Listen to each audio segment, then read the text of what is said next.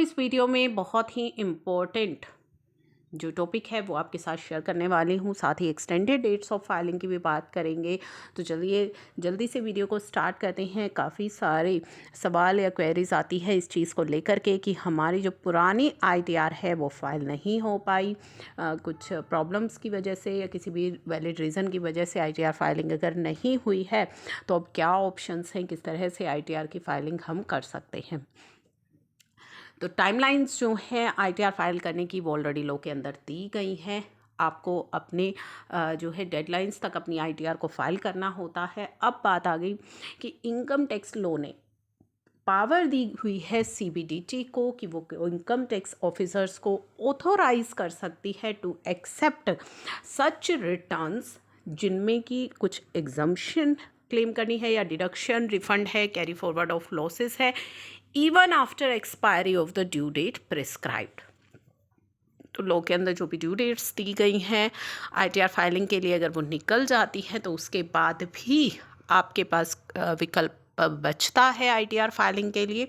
और इसके लिए ऑलरेडी इनकम टैक्स अथॉरिटीज़ को ऑथोराइज कर सकती है CBDT। Section 119 of income tax act deals with this. तो सेक्शन 119 के तहत आप ये फाइलिंग कर सकते हैं। अभी हम बात करेंगे 11 जनवरी 2022 को एक सर्कुलर आया था और उस सर्कुलर के अंदर ITR फाइलिंग की जो डेडलाइन है उनको एक्सटेंड किया गया था। अभी हमारे पास कौन सी डेडलाइन है? ITR filing for tax payer जो कि कवर है टैक्स ऑडिट के अंदर 15 मार्च 2022 तक उनको अपनी ITR की फाइलिंग करनी है।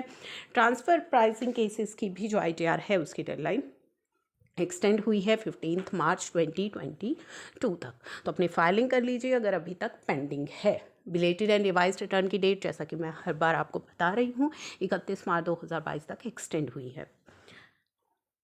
तो अब चलते हैं हम अपने इस सेक्शन की तरफ। अब ये है कि कौन आपकी ये जो एप्लीकेशन है वो एक्सेप्ट करेगा, यानी कि आपको एप्लीकेशन देनी होगी। Application for claim of refund carry forward of losses can be accepted beyond the due date according to section 119। तो कुछ गाइडलाइंस इसके लिए इशू की गई है, सर्कुलर आया था इन गाइडलाइंस को लेकर के। अगर आपका जो क्लेम है नॉट मोर देन 10 लैक्स का है तो principal commissioner of income tax and commissioner of income tax के पास आप एप्लीकेशन भेज सकते हैं। अमाउंट ऑफ क्लेम आपकी 10 लाख से ज़्यादा बट लेस देन 50 लाख है तो principal chief commissioner of income tax and principal and chief commissioner of income tax के पास आप भेज सकते हैं। अगर आपकी क्लेम अमाउंट 50 लाख से ज़्यादा है तो CBDT के पास आपकी एप्लीकेशन जाएगी। ठीक है, टैक्स पेयर को फाइल करनी होगी application for making claim of refund. अगर आपका कोई रिफंड है या फिर कैरी फॉरवर्ड करने हैं आपको loss with in 6 year from the end of the assessment year. तो जिस भी असेसमेंट ईयर के लिए आप अप्लाई करना चाहते कि फाइल करना चाहते हैं, आपका रिफंड था मिस हो गया, तो विद इन 6 ईयर आपको एप्लीकेशन सबमिट करनी होगी। किसे करनी होगी? जो अथॉरिटीज़ अभी मैंने आपके सामने जिनका जिक्र किया है। फॉर एग्जाम्पल अगर मिस्टर राम है वो अपना एक रिफ़ंड क्लेम करना चाहते हैं जो कि नॉन फाइलिंग ऑफ रिटर्न की वजह से उनकी हेल्थ कंडीशंस ठीक नहीं थी या कोई भी वैलिड रीज़न है जिसकी वजह से वो अपनी ITR फाइल नहीं कर पाए। 17-18 की असेसमेंट ईयर 18-19 की 2 लाख का था और उन्होंने डिसाइड किया है कि वो एप्लीकेशन लगाएंगे principal commissioner of income tax को ताकि वो उन्हें अलाउ करें ITR फाइल करने के लिए for the relevant assessment year. तो वो कब तक कर सकते हैं? 31 मार्च 2026 तक। तो असेसमेंट ईयर एंड होने के 6 साल तक वो एप्लीकेशन जो है सबमिट कर सकते हैं। अथॉरिटीज़ के पास पावर है कि वो उसे एक्सेप्ट करे या रिजेक्ट करे within the 6 month from end of the month जब उन्हें ये एप्लीकेशन मिली है। If any refund is given to any person on basis of any such relief by court. For example court के द्वारा किसी रिलीफ उन्हें मिला है जिसका रिफंड उनको मिलना है, then period for which court case जो पेंडिंग था will not be considered for calculating 6 year of time. तो जिस समय आपका कोर्ट केस चल रहा था उस समय को इस 6 ईयर में काउंट नहीं किया जाएगा। This period is ignored only when application has been filed within 6 months from the end of the month of court के ऑर्डर के 6 महीने के अंदर अंदर आपको एप्लीकेशन देनी है या फिर end of relevant financial year. अगर आप whichever is later application दे देते हैं तो कोर्ट की जो प्रोसीडिंग का समय है वो बाहर रखा जाएगा। अब किस तरह से आपको फ़ाइल करनी है, पोर्टल पर किस तरीके से आपको ये एप्लीकेशन फ़ाइल करनी है, लॉगिन करना है आपको इनकम टैक्स पोर्टल पर, ई फाइल के टैब में जाना है, वहाँ पे इनकम टैक्स रिटर्न को सेलेक्ट कर लेना है। उसके बाद असेसमेंट ईयर जिसके लिए आप फाइल करना चाहते हैं। अब आप किस फाइलिंग टाइप, किसी नोटिस या ऑर्डर के अगेंस्ट आप फाइल कर रहे हैं, फाइलिंग सेक्शन आपको सेलेक्ट करना है, सेक्शन 1192B, और अपलोड करना है और अपने इस रिटर्न को फाइल करना है। और ये कब करना है, पहले आप एप्लीकेशन देंगे, उसके बाद वो अप्रूव होगी, तो उसके बाद आपको अपनी जो रिटर्न है उसे फाइल कर सकते हैं। बिलेटेड रिटर्न आपको वहाँ पे सेलेक्ट करना होगा।